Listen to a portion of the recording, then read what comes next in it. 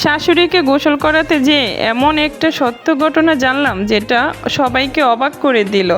আমার নাম অনন্যা। বিয়ের পর আজ প্রায় 8 মাস হলো এই বাড়িতে এসেছি। আমাদের বাড়িটা ময়মনসিংহ জেলায়। বড় একটা পুকুর আছে, দোতলা বাড়ি, উঠানে আম গাছ আছে, পেছনে পুকুর আর চারদিকে নারকেল গাছ। শ্বশুর মারা গেছেন অনেক আগেই। এখন বাড়িতে আমরা 4 জন থাকি। আমি, আমার শাশুড়ি সোহেল, ছোট ননদ তৃষার শাশুড়ি। শাশুড়ির বয়স প্রায় 60-এর কাছাকাছি, কিন্তু গত 2 বছর ধরে তিনি খুবই অসুস্থ, হাঁটতে পারে না ঠিকমতো, অনেক সময় বিছানায় থাকতে পারে না। তাই বাড়ির বেশিরভাগ সময় আমি তার দেখাশোনা করি। শুরুতে একটু অস্বস্তি লাগতো, কিন্তু ধীরে ধীরে মনে হলো উনি তো আমার নিজের মায়ের মতোই। একদিন দুপুরে ঘটনা, সেদিন আকাশে হালকা মেঘ ছিল, সকাল থেকে একটু গুমট গরম। আমি রান্না শেষ করে এসে দেখি শাশুড়ি আমাকে ডাকছেন, অনন্যা মা। আমি কাছে গিয়ে বললাম, জি মা, কিছু লাগবে?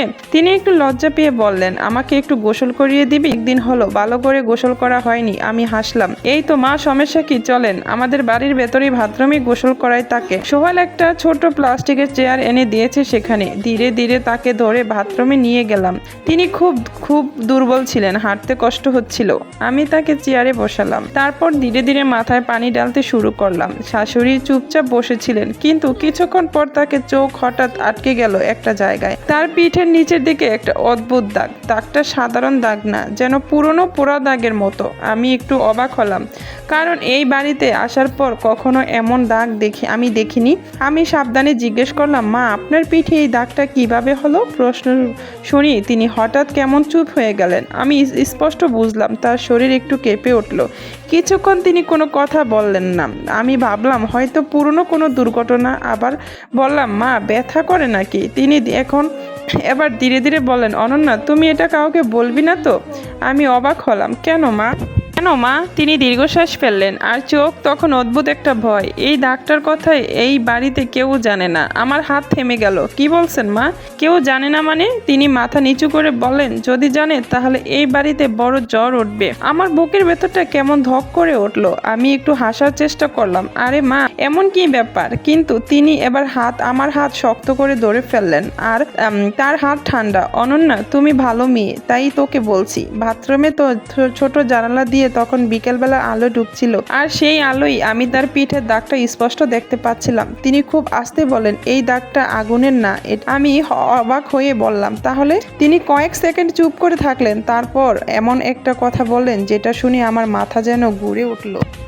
এই দাগটা হয়েছে যখন আমাকে মেরে ফেলতে চেষ্টা করা হয়েছিল। আমার হাত থেকে মগটা প্রায় পড়ে যাচ্ছিল। কি বলছেন মা? তিনি চোখ বন্ধ করে বললেন, হ্যাঁ, আমাকে মেরে ফেলতে চেয়েছিল কেউ। আমার শরীর ঠান্ডা হয়ে গেল। কে?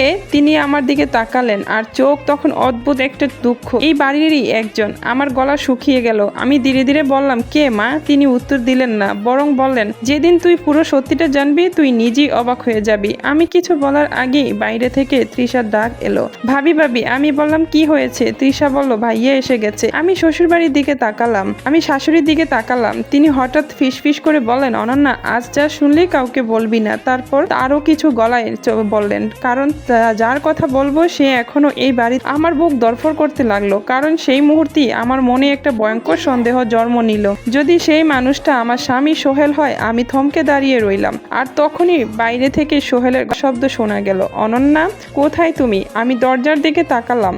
হঠাৎ মনে হলো এই বাড়ির ভেতরে এমন একটা রহস্য লুকিয়ে আছে যেটা জানলে হয়তো পুরো পরিবারটাই বদলে যাবে।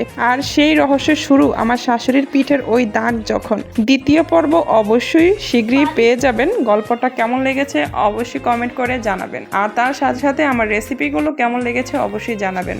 গল্পের দ্বিতীয় পার্ট শুনতে চাইলে অবশ্যই কমেন্ট করেও জানাবেন। তো এরকম গল্প যদি সবসময় জন্য শুনতে চান বা সুন্দর সুন্দর ভিডিও চান, তাহলে অবশ্যই আমার পেজটাকে ফলো করে সাথে থাকবেন। আমি সুন্দর সুন্দর ভিডিও উপহার দেওয়ার চেষ্টা করব। আর গল্প দিয়ে যদি কোনো ভিডিও শুনতে চান সেটাও কমেন্টে বলে যাবেন। আল্লাহ হাফেজ, সবাই ভালো থাকবেন, টাটা।